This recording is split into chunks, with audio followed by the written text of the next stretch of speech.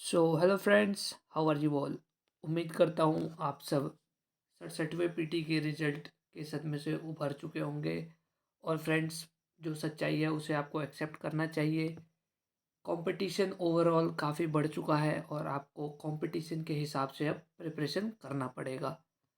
Friends, 68 PT के लिए अब एक नया शेड्यूल और यूँ बोले तो नोटिफिकेशन जारी हो चुका है। अब आप सबको इसके लिए तैयारी में जुट जाना है। सिर्फ तैयारी में जुटना नहीं है, इस बार वेल प्लान्ड होकर के बिल्कुल एकाग्रता से सिर्फ बीपीएससी 68 पीटी ही करना है। पहले मेंस तो जो लोग कर रहे हैं अपना मेंस दिसंबर तक ख़त्म कर लीजिए, और जो लोग मेंस में अभी तक नहीं लगे थे वो लोग पीटी की तैयारी आज से ही शुरू कर दें। क्योंकि फ्रेंड्स, आप सबने देखा था और देखा भी है कि कंपटीशन का लेवल क्या हो चला है। 113, कैन यू इमेजिन। मतलब कि जो लोग 104 और 103 वाले थे वो लोग भी खुश होकर बैठे हुए थे कि भाई इस बार तो मेंस लिखेंगे ही। पर ऐसा दुर्भाग्यवश नहीं हो पाया। तो आइए फ्रेंड्स देख लेते हैं।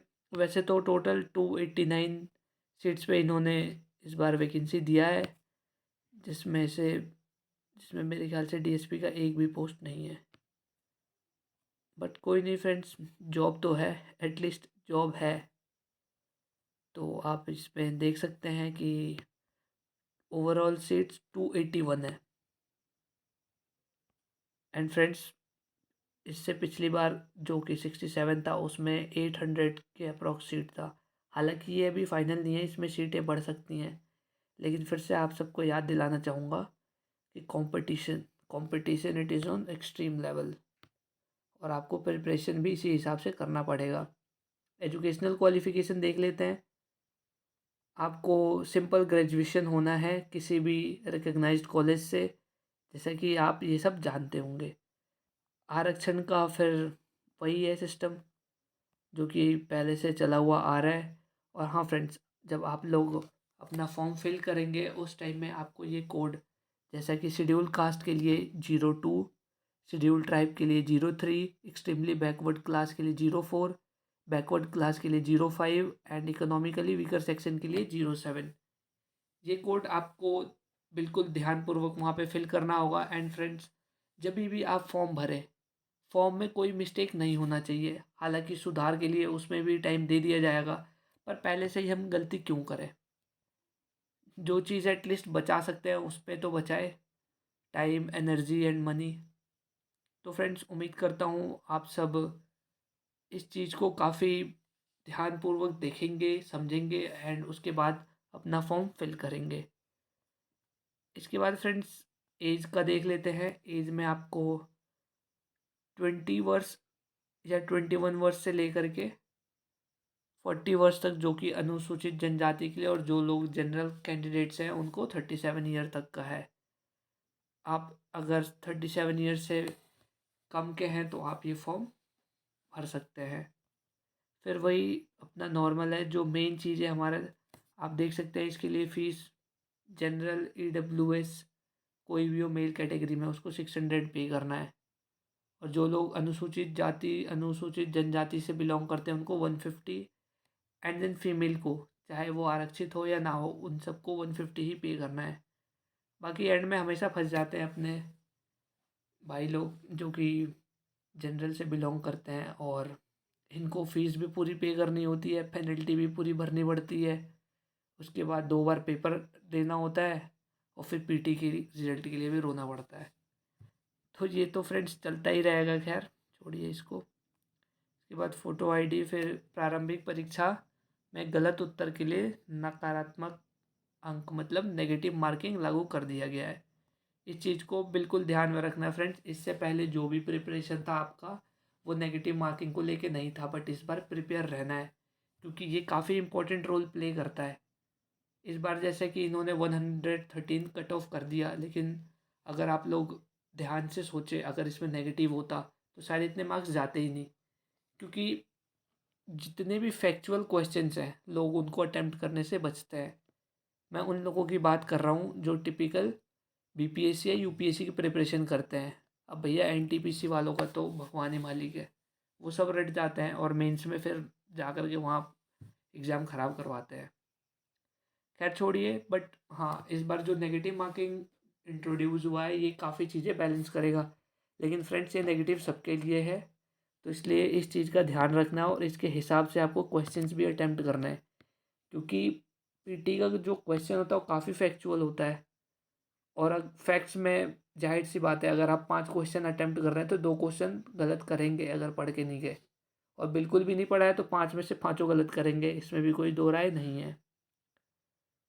इसके बाद देख लेंगे फिर वही है अपना पेपर 1, पेपर 2 हिंदी क्वालिफाइंग है, और उसके बाद आपका ये ऑप्शनल का सब्जेक्ट है।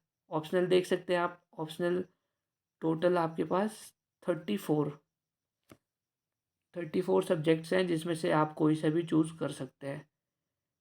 एंड फ्रेंड्स, अगर ऑप्शनल चूज़ करने की बात आती है तो सबसे बेटर रहता है कि आप पहले जो भी ऑप्शनल के लिए सोच रहे हैं उसका प्रीवियस ईयर क्वेश्चन देखें, प्रीवियस ईयर टॉपर्स की कॉपी देखें और फिर उसके बाद ही चूज़ करें, क्योंकि ऑप्शनल जो है ना एक अलग रोल प्ले करता है। सिर्फ आपका सिलेक्शन ये तय नहीं करता, ये तय करता है कि आप कहाँ जाके टिकेंगे। क्या आपको एडमिनिस्ट्रेटिव सर्विसेज में टॉप का पोस्ट मिलेगा या लोअर पोस्ट मिलेगा, ये टोटली डिपेंड करता है आपके ऑप्शनल पे। सो ऑप्शनल चूज़ करते वक्त कोई भी ये ना सोचे कि इस सब्जेक्ट से कम मार्क्स आ रहे हैं, इससे ज़्यादा आ रहा है। जिसमें आपकी रुचि है आप उसे चूज़ कीजिए, प्रीवियस ईयर देखिए एंड देन उसके अकॉर्डिंग आप सेलेक्ट कीजिए, राइट। फिर उसके बाद हम देखते हैं, बाकी तो ये छोटी मोटी चीज़ें हैं, आप लोग इस पीडीएफ को वीडियो स्लो करके पढ़ सकते हैं। फिर इसके बाद देखिए एक नया खेल, और नए खेल का नाम क्या है, 50 क्वेश्चंस, जो कि 2 नंबर के होंगे और 1/3 नेगेटिव मार्किंग होगा। फिर जो 100 क्वेश्चन होंगे उनमें 2 marks correct and half marks wrong के लिए दिया जाएगा। एंड फ्रेंड्स, उसके बाद देखेंगे नेगेटिव मार्किंग, जो ओवरऑल जो 1 मार्क्स के क्वेश्चन में 1/4 नेगेटिव मार्किंग होगी। ये काफ़ी पेचीदा है, मतलब कैसे पता करेंगे कौन सा क्वेश्चन हार्ड है कौन सा हार्ड नहीं है।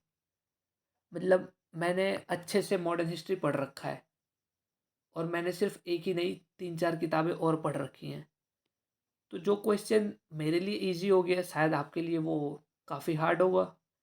आपने ज्योग्राफी बिल्कुल कंप्लीटली पढ़ रखा है, मैंने नहीं पढ़ा है, ज्योग्राफी आपके लिए इजी हो गया मेरे लिए हार्ड हो गया, तो ये कोई बेस नहीं बनता, ये कोई मतलब समझ नहीं आता ये क्या कर रहे हैं।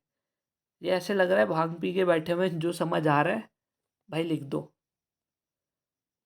इस चीज़ आयोग को इस चीज़ पे मतलब काफ़ी सोचना चाहिए, जो जो भी वो कर रहे हैं उसके बारे में, कि उसका क्या इम्पैक्ट पड़ सकता है आगे। तो मतलब मुझे तो लगता है कि ये बिल्कुल ही बकवास आइडिया है, और अगर आप सबको भी अगर अपना सुझाव देना है तो आप इस चीज़ के लिए बिल्कुल मना करें, या तो तुम नेगेटिव मार्किंग सब में ले आओ, वैसे तो लाना ही है सबको, और सबको इक्वल कैटेगरी में रखो, कुछ हार्ड और कुछ इजी ऐसा कुछ नहीं होता, क्योंकि जो चीज़ आपके लिए हार्ड है मेरे लिए इजी है, जो मेरे लिए इजी है वो आपके लिए हार्ड है, तो इसका कोई मतलब रह नहीं जाता। एंड सबसे इम्पोर्टेंट चीज़, डेट, अप्लाई करने का डेट 25/11/2022 से 20/12/2022। फ्रेंड्स, इस डेट को भूलिएगा मत, वरना सारा खेल यहीं ख़त्म हो जाएगा। 25/11/2022 से 20/12/2022। उसके बाद पेमेंट का है वही आपका नॉर्मल प्रोसीजर जो फॉर्म भरने के लिए होता है। अगर आपको फॉर्म फिलअप करने में कोई भी प्रॉब्लम आ रही हो तो आप कमेंट सेक्शन में कमेंट कर सकते हैं, मैं आपकी हेल्प कर दूंगा उसमें। इसके बाद देखते हैं क्या करें। सबसे पहली चीज़, प्रीवियस ईयर क्वेश्चंस। देखिए वैसे तो अगर ये लोग नेगेटिव मार्किंग ला रहे हैं तो काफ़ी लोग ये सोच रहे होंगे कि प्रीवियस ईयर का कोई रेलिवेंस बचेगा नहीं, लेकिन फ्रेंड्स मैं आप सबको एश्योर करना चाहता हूँ कि अगर आपको कोई भी मिशन कंप्लीट करना है तो मिशन के रास्ते, मतलब किस रूट पे आपको जाना है, वहाँ पे मतलब कि क्या वेदर है, उसके हिसाब से आपको क्लोथ्स कैरी करने पड़ेंगे, उसके हिसाब से आपको बाकी चीज़ें एडजस्ट करनी पड़ेंगी, तभी जा कर के आप सफल हो पाएंगे। तो सेम चीज़ प्रीवियस ईयर भी हमें यही प्रोवाइड करता है, हमें वहाँ का वेदर, क्लाइमेट, हर चीज़ बता देता है और उसके हिसाब से आप लोग अपना प्रिपरेशन और बेटर ढंग से कर पाते हैं। फिर उसके बाद आता है मॉक। फ्रेंड्स अभी काफ़ी टाइम है और मॉक एटलीस्ट आप 20 to 30, मैं तो कहूँगा 20-30 छोड़िए, आपको 50 मॉक कम से कम देने हैं। पहले प्रीवियस ईयर, लास्ट 10 ईयर के क्वेश्चन, ये बिल्कुल मस्ट है। अगर आपने प्रीवियस ईयर छोड़ दिया ना तो रिजल्ट भूल जाइए बिल्कुल ही।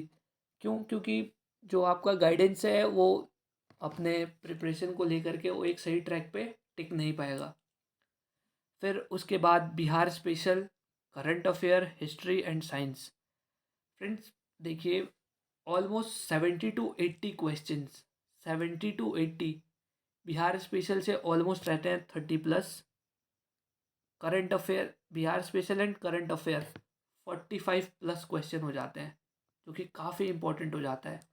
फिर उसके बाद में हिस्ट्री, हिस्ट्री में आप देखेंगे मॉडर्न, मॉडर्न हिस्ट्री है, फिर उसके बाद में एंशियंट और मिडाइवल, इन तीनों सेक्शन को मिला करके ऑलमोस्ट हमारे पास 25 to 30 क्वेश्चन, मतलब 45 इधर और 30 इधर, टोटल होते हैं 65।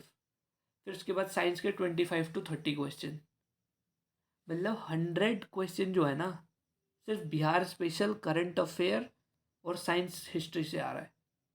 तो जो ये जो कुछ सेक्शंस है ना, इनको आप बिल्कुल बेहतर ढंग से, अगर ये क्वेश्चन 80 क्वेश्चन या 90 क्वेश्चन इस सेक्शन से पूछे जा रहे हैं तो आपके एटलीस्ट 80 to 85 करेक्ट होने चाहिए।